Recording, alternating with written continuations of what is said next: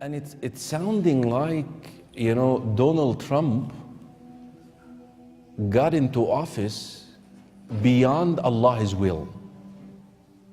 As if Allah did not will it and Donald Trump challenged Allah. Wallahi, this is how it's sounding. Wal-ayadu billah.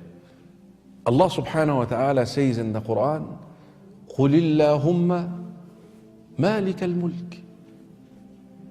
Allah is the owner of al-mulk, of the kingship.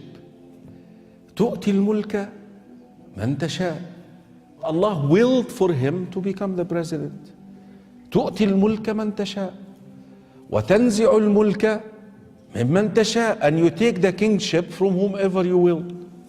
وَتُعِزُّ مَنْ تَشَاءُ.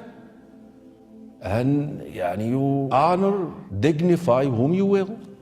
وَتُذِلُّ. You humiliate, put down whom he wills. مَنْ تَشَاءُ.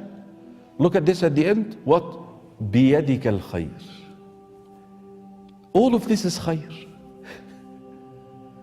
The fact that he given the kingship to this one and took it away from this one, dignified this one, humiliated this one, it's all what? Khayr. People like Donald Trump, they prove the Quran right. Allah says in Surah Furqan chapter number 25 that there will be an enemy for Muhammad sallallahu alaihi wasallam. And since Muhammad sallallahu alaihi wasallam his message is going to be till eternity, there are bound to be critics and enemies of Islam and of Prophet Muhammad. So these people are proving the Quran right, because in spite of all these things, Islam is spreading.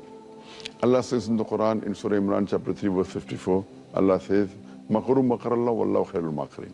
They plan and plotted, Allah too plan. Allah is the best of planner. If you see after 9/11, the media war on Islam and throughout the world, normally people should think that now Islam should perish, na'uzubillah. They cannot. But we find that more people want to know what kind of religion is this. And we find that in USA alone, in a span of about 9 months after 9/11, 34,000 Americans accepted Islam. In Europe alone, in a span of 10 months after 9/11, more than 20,000 Europeans accepted Islam. So more they are trying to attack Islam, more Islam is spreading. I believe that in the long run, it is benefit for Islam. People want to know what is this religion. And whenever people attack Islam, you find that in the long run, it benefits Islam.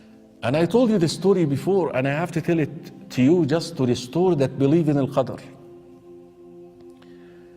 You know that king who had a minister? A king and a minister. The minister is the type who believes in al-Qadr. قضاء الله وقدره. So one day, the king is messing around with a knife. He cut his finger. فthe minister said, خير إن شاء الله. This is good إن شاء الله. الرجل believe يعني ما. The king got upset and he said, what good in me cutting my finger? Take him to jail. Put him in jail. Arrest him. So they arrested him. He was placed in jail. So in his way to jail, he said what? خير إن شاء الله. It's good inshallah. There is goodness in this one too, inshallah.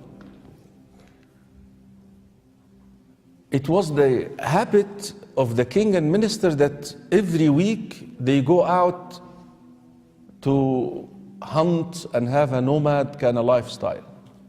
Of course, he doesn't have his minister. The minister used to be the one who leads his way.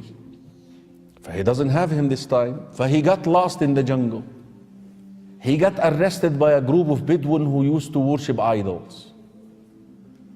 And it happens that this day they are supposed to offer a qurbani, a human qurbani, to their idol.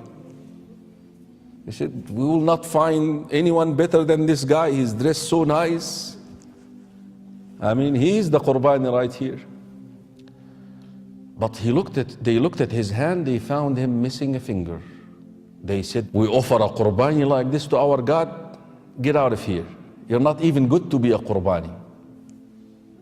He was spared. In his way back to the palace, he started reflecting upon the statement, saying, now I understand why the minister said it's good that I lost my finger, because would I have that finger, I would have been slaughtered by now. So immediately when he arrived at his palace, he requested the release of the minister. He said, listen, I understood why you said khair, but what is good in you going to jail? He said, would I have been with you on that journey, I would have been the qurbani. So it's all good. This is the style of Iman. This is, ya ikhwa, the asset of faith.